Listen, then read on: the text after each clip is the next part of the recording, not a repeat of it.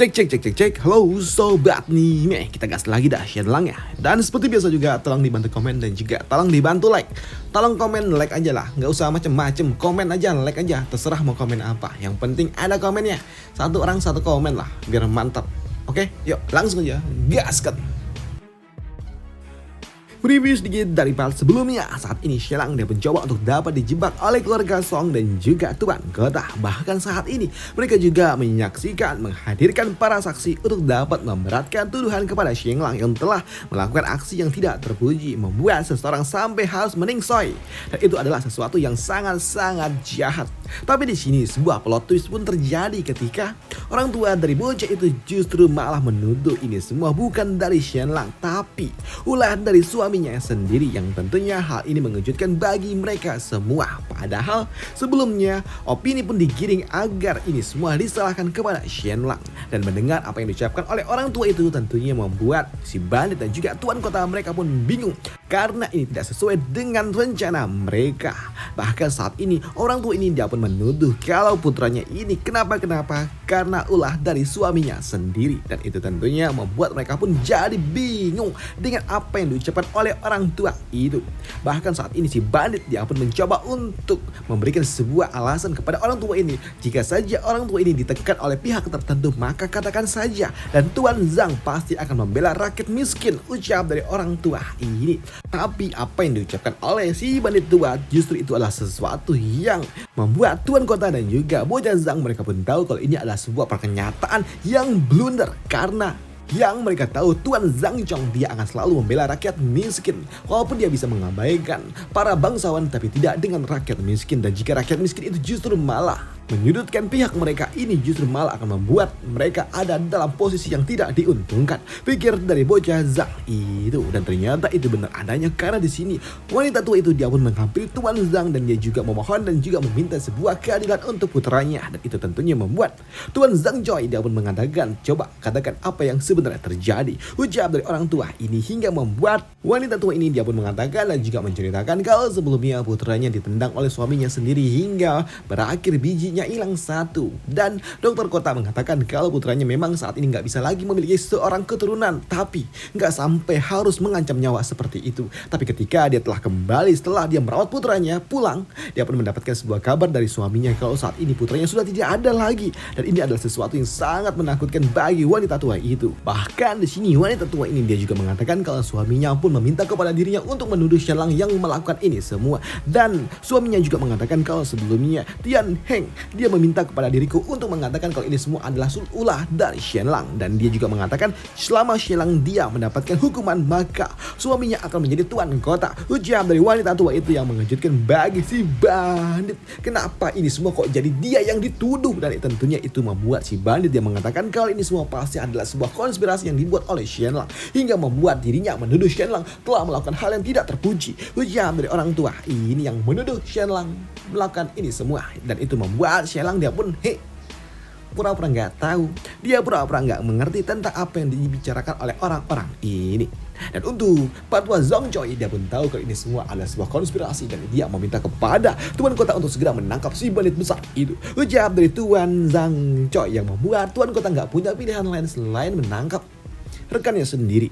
Dan itu membuat Shenlang dia pun tahu kalau Tuan Zhang Choi ini dia adalah orang yang sungguh sangat munafik. Dia mencoba untuk dapat melindungi diriku, padahal sejatinya dia ingin menjatuhkanku juga. Tapi karena memang dia harus mempertahankan reputasinya, dia justru malah menekan temannya sendiri. Sungguh sangat menarik, ucap dari Shenlang. Dan di sini orang tua itu Tuan Zhang Choi juga ingin membawa wanita tua itu untuk kembali ke kota untuk mendapatkan informasi yang lebih lanjut. Sedangkan untuk wanita tua ini dia pun tahu jika saja dia dikembalikan ke kota, tentunya dia benar-benar bakal tamat. Tapi di sini sebelum wanita tua itu dibawa ke kota, di sini permaisuri dia pun datang mendekati wanita tua itu dan dia mengusap air mata dari wanita tua itu. Dan dia juga berujar kalau dia adalah seorang ibu, dan dia juga tahu bagaimana perasaan dari wanita tua itu. Dan di sini permaisuri dia juga mengatakan kalau wanita tua ini pasti mentalnya sedang terguncang, dan dia pasti pikirannya benar-benar sangat kacau. Dan itu membuat permaisuri dia meminta kepada wanita tua ini untuk tetap tinggal di mansion ini untuk sementara waktu, dan dia juga akan memberikan sebuah pemakaman yang yang layak untuk putranya. Ucap dari Permaisuri, dan di sini Permaisuri dia juga bertanya kepada Tuan Zhang apakah dia diizinkan untuk melakukan hal seperti itu. Dan untuk Tuan Zhang Choi dia pun mengizinkan itu semua. Namun di sini ketika hari sudah mulai gelap, Tuan Zhang Choi dia pun meminta kepada ajudannya untuk diselesaikan aja acara malam ini. Baik Tuan, sambut dari ajudannya. Dan di sini untuk Tuan Zhang Choi dia juga mengatakan kepada semua orang yang ada di tempat ini untuk menyerahkan ini semua kepada Tuan Kota, dan dia juga meminta kepada Tuan Kota untuk menyelesaikan kasus ini secepat mungkin. Ujian dari orang tua itu, dan di sini orang tua ini sebelum dia pergi meninggalkan istana milik keluarga Jin, dia juga mengatakan kepada Shenlang kalau Shenlang sungguh sangat mengesankan. Ujian dari orang tua itu sebelum dia pergi meninggalkan istana ini. Dan setelahnya Tuan Zhang Choi dia pun pergi keluar, dan tentunya dia langsung disambut dan juga diiringi oleh patriark keluarga Jin. Dan untuk si bandit besar ketika dia digiring keluar di sini, dia pun melihat ke arah Shenlang, dan itu membuat Shenlang dia berujar, wow, kenapa kau menatapku seperti itu? Menakutkan. Ujar dari Shenlang yang mengejek hingga membuat si bandit ini dia pun benar-benar kesal dengan Shenlang, dan dia berujar, kau pasti sangat bangga kan dengan ini semua? Bangga? Enggak juga. Ini semua belum berakhir, dan aku tidak akan berakhir sebelum kau tamat. Ucap dari Shenlang yang membuat si bandit itu dia pun tertawa ketika dia mendengar Shenlang mengincar dirinya, bahkan tidak akan pernah melepaskan dirinya sebelum dia benar-benar tamat. Dan itu membuat si bandit dia pun mengatakan kepada Shenlang untuk bermimpi jika saja Shenlang ingin menargetkan dirinya. Tapi melihat sikap agresif yang dilakukan oleh si bandit besar membuat dirinya pun sempat ditahan oleh para penjaga. Tapi untuk bandit ini dia pun mengatakan, Shenlang, kau benar-benar bakal tamat. Kau lihatlah, aku akan melakukan sesuatu dan aku benar-benar akan menghancurkanmu. Ujar dari si bandit besar. Tapi untuk Shenlang dia tidak peduli dengan itu semua. Justru di sini Shenlang dia menantang balik, di mana dia juga berujar, Tianheng, kau akan segera berakhir. Ujar dari Shenlang yang membuat si bandit ini sempat terdiam sebelum dia pun tertawa. Dia gak menyangka kalau ternyata Shenlang benar-benar akan melawan dirinya secara langsung. Tapi mendengar apa yang diucapkan oleh Shenlang yang akan menargetkan si bandit besar, di sini Tuan Kota yang memang berafiliasi dengan si bandit membuatnya berujar, Tuan Sheng, kasus ini belum berakhir dan kau belum menang. Ucap dari Tuan Kota, dan lihatlah besok mungkin saja aku akan memanggil dirimu dan kau juga bakal berakhir. Ucap dari Tuan Kota yang mulai secara terang-terangan mulai melawan Shenlang. Dan Shenlang dia gak peduli dengan itu semua karena dia akan menyingkirkan satu persatu lawannya dengan caranya sendiri. Dan beberapa saat kemudian, kini Tuan Kota dan juga si bandit berserta dengan Tuan Zoe mereka pun pergi bersama-sama meninggalkan kediaman milik keluarga Jin.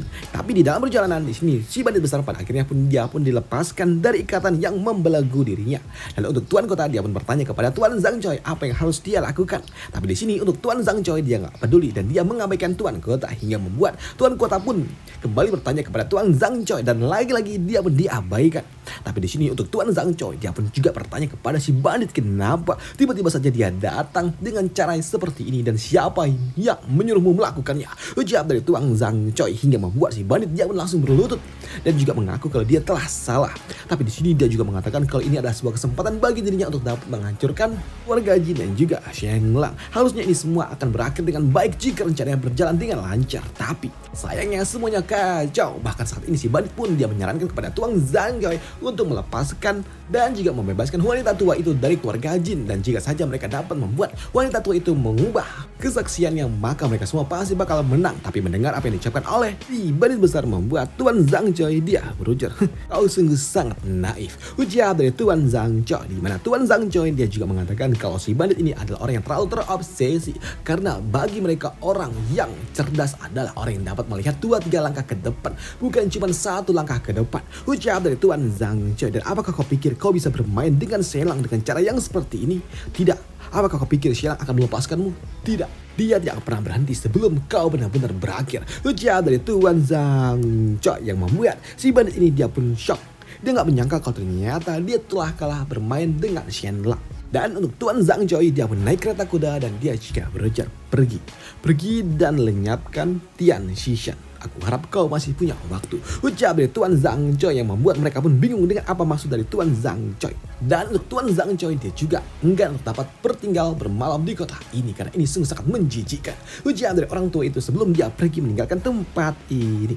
Dan mendengar apa yang diucapkan oleh Tuan Zhang Choi yang mengatakan dan meminta kepada dirinya untuk melenyapkan anggotanya tentunya membuat si bandit besar dia pun bingung dengan apa maksud dari ini semua. Dan ketika dia mulai berpikir kalau Tian Xishan adalah orang kepercayaan miliknya, membuatnya pun sadar kalau Tian Xishan memiliki semua rahasia yang dia miliki. Dan jika saja orang itu jatuh ke tangan dari Shenlong, maka dia benar-benar bakal tamat.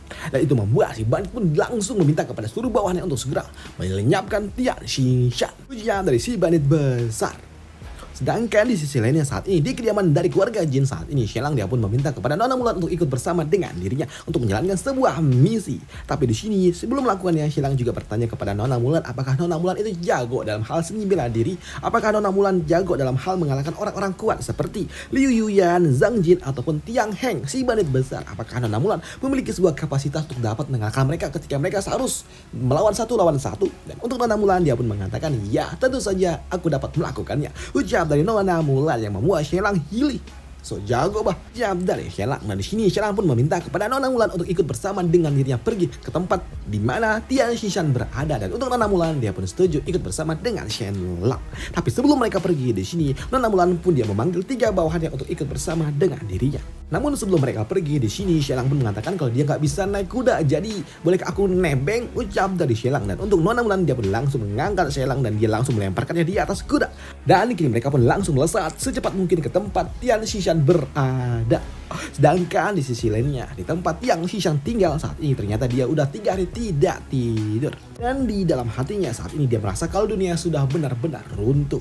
Karena dia telah menganggap Tian Heng sebagai idolanya, dia menganggap Tian Heng sebagai ayah angkatnya, dan dia juga menganggap Tian Heng sebagai gurunya. Karena memang dulu ketika dia masih seorang bocah dan tidak berguna, dia telah diangkat oleh Tian Heng sebagai calon penerusnya. Dan dia juga diajari segalanya oleh Tian Heng untuk menjadi lebih kuat. Tapi semua itu berakhir dan juga hancur ketika Shenlong datang dan mengambil kedua kakinya. Tapi di sini dia juga teringat dengan apa yang diucapkan oleh Shenlong yang meminta kepada ayah angkatnya untuk tidak pernah menemui dirinya lagi. Tapi alih-alih mengikuti apa yang diucapkan oleh Shenlong, justru si bandit besar dia datang memberikan uang dan juga memberikan sebuah perawatan untuk dirinya. Dan itu membuat dirinya pun mendapatkan kembali rasa respect. Dan dia berpikir kalau sepertinya ayah angkatnya memperlakukan dia sampai seperti ini karena ayah angkat yang memang peduli dengan dirinya. Dan dia juga tahu kalau saat ini ayah angkatnya dia terpaksa ditekan oleh Shenlong dan juga keadaan. Dan dia juga tahu kalau pasti Shenlong cepat atau lambat pasti akan datang menemui dirinya untuk membuat dirinya ada di pihak dari Shenlong. Dan Shenlong pasti akan menawarkan uang ataupun sebuah jabatan untuk dirinya agar dia ada di pihak dari Shenlong. Tapi jika Shenlong dia benar-benar datang, maka aku akan mengusirnya, pikir dari Tian Xishan. Dan dia pun benar-benar akan membalaskan ini semua. Namun ketika dia sedang berhayal seperti itu, dia pun mendengar kalau ada seseorang yang datang mengetuk pintu kamarnya. Dan itu membuatnya berpikir kalau itu pasti adalah Shenlong. Lihat saja kau, Shenlong, ucap dari si bandit ini. Tapi ketika dia sadar siapa yang datang, membuatnya pun terkejut dengan apa yang dia lihat. Karena yang datang itu bukanlah orang-orang yang tidak dia kenal. Walaupun mereka semua menggunakan penutup wajah di sini, Tian Xishan dia pun tahu kalau itu adalah orang-orang yang ada di pihak dari dirinya. Orang-orang yang berasal dari kelompok yang sama dengan dirinya. Dan itu membuatnya pun tahu kalau sepertinya orang-orang ini telah diutus oleh ayah angkatnya sendiri. Dan itu membuatnya pun benar-benar frustasi. Orang yang paling dia percaya ternyata ingin melenyapkan dirinya. Dan ternyata apa yang diucapkan oleh Tian Xishan pun tidak dibantah pula oleh orang-orang bertudung itu. Hingga membuat Tian Xishan dia pun tentunya benar-benar kesal dengan itu semua.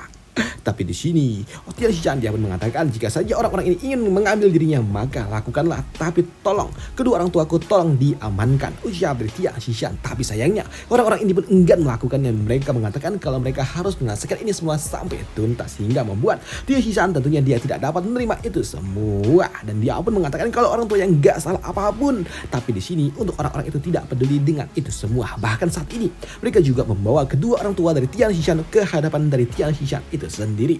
Dan untuk kedua orang tua ini mereka pun memohon untuk dapat diselamatkan.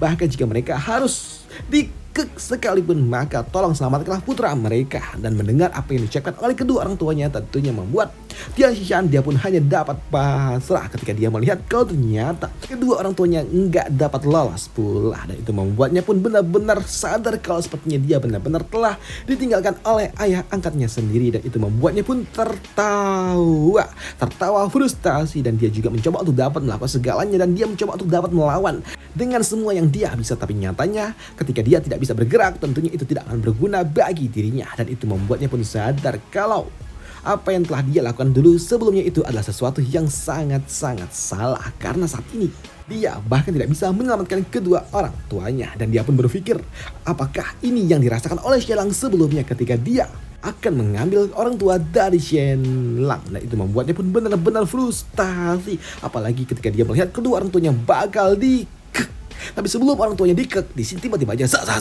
ada yang datang dan langsung mengambil lengan dari orang-orang itu. Dan ternyata yang melakukannya adalah Nona Mulan. Dan kedatangan dari Nona Mulan tentunya mengejutkan bagi mereka semua yang ada di tempat ini. Karena bagaimana bisa tiba-tiba saja putri bangsawan ada di tempat ini. Dan itu tentunya mengejutkan bagi mereka semua. Dan untuk Xie Lang yang melihat aksi yang dilakukan oleh Nona Mulan tentunya membuatnya cukup terkejut. Kalau ternyata Nona Mulan sejago ini, buset, jago banget ucap dari Xie Lang. Tapi di sini karena memang Nona Mulan telah muncul dan menyelesaikan ini semua, membuat dirinya pun dapat berani keluar. Dan itu membuat Xie Lang dia berujar, "Wih, istriku ternyata kau luar biasa," jawab dari Xie Lang. Dan di sini Xie Lang dia juga bertanya kepada Nona Mulan, jika dia memang sejago ini kenapa dia harus membawa 3 orang pengawal, ucap dari Xie Lang yang membuat Nona Mulan dia pun menatap sidis kepada Xie Lang. Dan itu membuat Xie Lang dia pun sadar kalau sepertinya 3 pengawal ini disiapkan untuk melindungi dirinya, karena dia nggak bisa bela diri coy. Makanya ternyata ini semua untuk diriku, ucap dari Xie Lang. Dan untuk Xie Lang yang telah melihat kemampuan dari Nona Mulan yang sungguh luar biasa dalam hal teknik seni bela diri, membuatnya pun sadar jika saja dia nanti berselisih dengan Nona Mulan tentunya dia bakal tamat. Dan itu membuat Xie Lang dia berujar, istriku, jika kau nanti ada di puncak amarahmu dan kau ingin marah, lebih baik kau katakan dulu kepada diriku kalau kau sedang marah, agar aku punya waktu untuk dapat menyelamatkan diri, ucap dari Xie Lang yang tahu kalau dia bakal tamat jika dia kelahi sama Nona Mulan. Dan untuk Nona Mulan, hilih kincil, ucap dari Nona Mulan. Dan untuk Xie Lang dia pun juga kini berani untuk dapat muncul, di mana dia juga berujar kepada orang-orang yang ada di tempat ini. Kalian semua saat ini sudah tamat, jadi bisa aku sarankan agar sekalian bisa kembali pulang dan katakan kepada pimpinan kalian untuk menyiapkan diri, karena Tian Heng dia akan segera, ucap dari Xie Lang. Dan juga beritahukan kepada Tuan Kota dan juga Tuan Zhang Jin kalau mereka akan segera menghukum Tian Heng di hadapan publik. Dan ketika mereka sedang menghukumnya, tolong beritahukan aku karena aku ingin menyaksikannya, ucap dari Xie Lang yang membuat para bandit-bandit ini mereka pun tahu kalau sepertinya Xie Lang sangat-sangat kejam karena menargetkan pimpinan mereka. Dan mereka juga sadar kalau saat ini sepertinya pimpinan mereka di bandit besar dia benar-benar bakal tamat ketika Tian Xishan jatuh ke tangan dari Xie Lang. Karena Xie Lang akan mendapatkan semua kesaksian dan juga bukti-bukti kejahatan yang dimiliki oleh si bandit besar ketika Tian Xishan jatuh ada di pihak dari Xie Lang. Dan itu membuat mereka pun sadar kalau si bandit besar dia benar-benar bakal tamat. Dan untuk Xie Lang dia pun mengatakan kepada mereka semua, hei,